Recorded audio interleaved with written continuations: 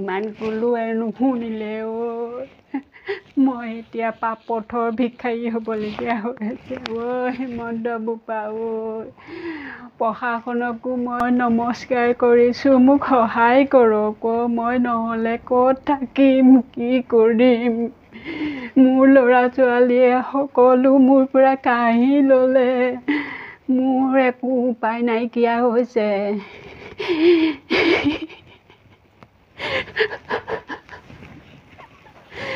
মোৰ চব কাঢ়ি ল'লে, মোৰ 16-17 বিঘা মাটি কাঢ়ি ল'লে সিহঁতি, মোৰ উপায় নাইকিয়া হৈছে। ৰাইজসকল মোক সহায় কৰক, মোক সহায় কৰক।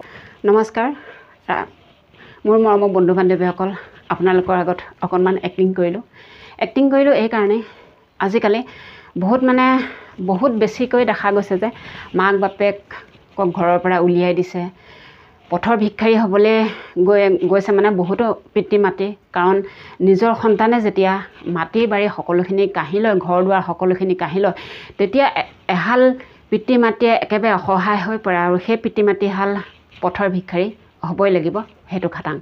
কাৰণ 9 মাহ 9 দিন গৰ্ভত লৈ মাতৃগৰাকীয়ে সন্তানক জন্ম দিয়ে। কেতিয়াবা কাৰোবাৰ সন্তান নহ'লে মন্দিৰে নামঘৰে তেওঁলোক ঘূৰি ফুৰে আৰু বহুতো সাধনা কৰাৰ পিছত তেওঁলোকে এটি পুত্ৰ সন্তান বা এগৰাকী কন্যা সন্তান জন্ম দিয়ে। সেই তেওঁলোক ডাঙৰ হোৱাৰ পিছত কিমান কষ্টৰে পিতৃ মাতৃয়ে ডাঙৰ দীঘল কৰে, সেইখিনি জানো তেওঁলোকে অনুভৱ কৰে? নিশ্চয় নকৰে। যেতিয়া তেওঁলোকে বিয়া পাতে, ডাঙৰ হয়, নিজে ইনকাম কৰে, তেতিয়া সেই পিতৃ মাতৃক দুগৰাকীক অৱহেলা কৰে, দেখিব নোৱাৰে, ঘৰৰ পৰা উলিয়াই দিয়ে। কিছু লোকেতো নি পেলাই বৃদ্ধ আশ্ৰমত থৈ আহেগৈ। সেই বৃদ্ধ আইতা ককাহঁতৰ টকা পইচা থাকিলেও তেওঁলোকে সেই টকা পইচাখিনি খৰচ কৰি ল'ব বিচাৰে, নিজৰ কৰি ল'ব বিচাৰে আৰু মাটি সম্পত্তি ঘৰ দুৱাৰ সকলোখিনি তেওঁলোকৰ নামত যেতিয়া তুলি লয়, তেতিয়া কি কৰে? নিজৰ পিতৃ মাতৃক অৱহেলা কৰি ঘৰৰ পৰা উলিয়াই খেদি দিয়ে। কালি এটা বাতৰি চাইছিলোঁ আৰু সেই বাতৰিটোত আইতা ককাৰ বৰ দুখ লাগিল বাতৰিটো চাই আচলতে। সেইকাৰণে এই অকণমান এক্টিং কৰি আপোনালোকৰ আগত ভিডিঅ'টো প্ৰস্তুত কৰিছোঁ। কমেণ্টত জনাবলৈ নাপাহৰিব আপোনালোকৰ মতামতবোৰ কেনেধৰণৰ। আচলতে যেতিয়ালৈ জন্ম হয় তাৰ পাছৰ পৰা পিতৃ দুগৰাকী কিমান কষ্ট হয় সেইখিনি তেওঁলোকে বুজিব লাগে। কাৰণ পৃথিৱীখন কাৰ পৰা দেখিছে আৰু তেওঁলোক কেনেকৈ ডাঙৰ হৈছে। এগৰাকী চৰকাৰী চাকৰি নোহোৱা পিতৃ বা মাতৃ, তেওঁলোকে লোকৰ ঘৰত হাজিৰা কৰি হ'লেও, খেতি বাতি কৰি হ'লেও সন্তানক ডাঙৰ দীঘল কৰে, ভাল মানুহ কৰি তুলিবলৈ হেঁপাহ কৰে। তেনেধৰণে বহুতে নিজৰ লক্ষ্যত থিয়ও হ'ব পাৰে, পিতৃ মাতৃৰ আশাবোৰ পূৰণ কৰে আৰু তেনেধৰণে সেই সন্তানেও পিতৃ মাতৃৰ আশা পূৰণ কৰিবলৈ সক্ষম হয়।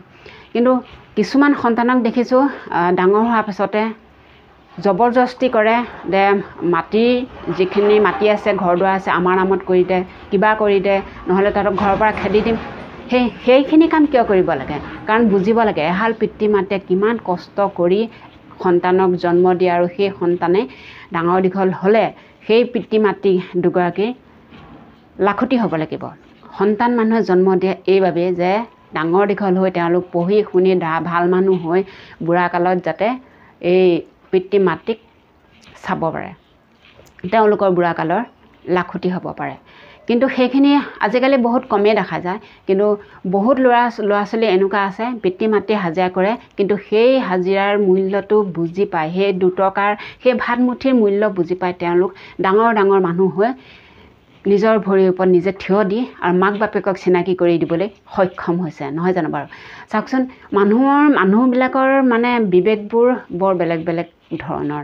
আচলতে মানুহটোৱে প্ৰতি মনটো, ধানটোৱে প্ৰতি কণটো, এষাৰ কথা আছে বুঢ়া লোকৰ বচন। গতিকে সেই কথাখিনি খাটি খাই আজিৰ কিছুমান ক্ষেত্ৰত, ল'ৰা ছোৱালীৰ ক্ষেত্ৰত, নহয় জানো বাৰু?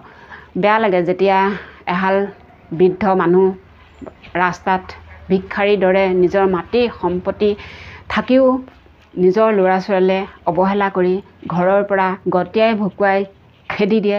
সেই ভিডিঅ'বিলাক দেখিলে কিছু কথা ক'ব মন যায়, সেইবাবে ভিডিঅ'টো প্ৰস্তুত কৰিলোঁ।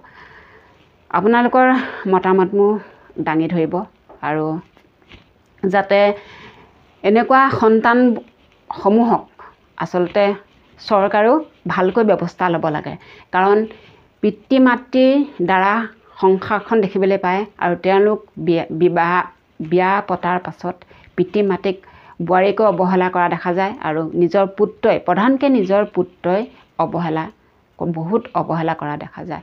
সেইখিনি কিয় কৰিব লাগে? সেইখিনিতো কৰিব নালাগে। তেওঁলোকৰ কাৰণেই পৃথিৱী দেখিলে তেওঁলোকেই কষ্ট কৰি পঢ়াই শুনাই মানুহ কৰিলে, দুটকা উপাৰ্জন কৰিবলৈ শিকিলে, নিজৰ এখন সংসাৰ পাতিবলৈ তেওঁলোকে পাৰিলে, নিজৰ এখন ঘৰ, যাৰ নিজৰ এখন ঘৰ থাকে সিয়ে বহুত মানে কিছুমান কথা বুজি পাব লাগে যে পিতৃ মাতৃৰ কাৰণে আজি নিজস্ব এখন ঘৰত আমি জীয়াই থাকিবলৈ পাইছোঁ বা আমি থাকিবলৈ পাইছোঁ।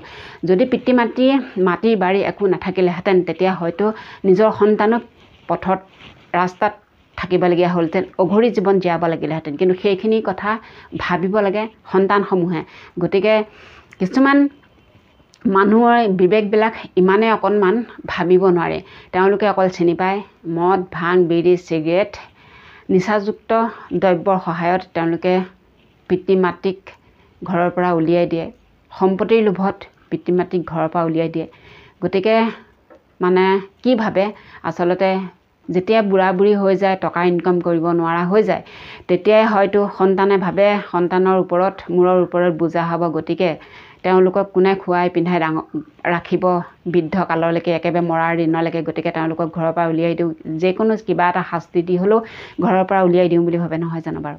আচলতে মানুহক চাবলৈ গ'লে মানুহক সন্তান কি কৰিবলৈ লাগে? নিশ্চয় এনেকৈ থকাই ভাল, নহয় জানো বাৰু?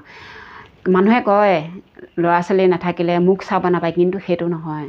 আচলতে কিছুমান মানুহৰ ক্ষেত্ৰত দেখা গৈছে যিখিনি দুখ কষ্ট পায় ৰাস্তা পদূলিয়ে ঘূৰি ফুৰিছে, সেই মাতৃ পিতৃক চাই সন্তানৰ প্ৰয়োজন নাই বুলি ভাবিব পাৰি, নহয় জানো বাৰু?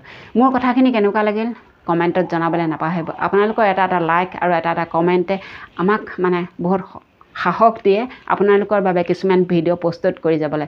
গতিকে শেষত চেনেলটি ছাবস্ক্ৰাইব কৰি দিব। আজিলৈ আহিলোঁ।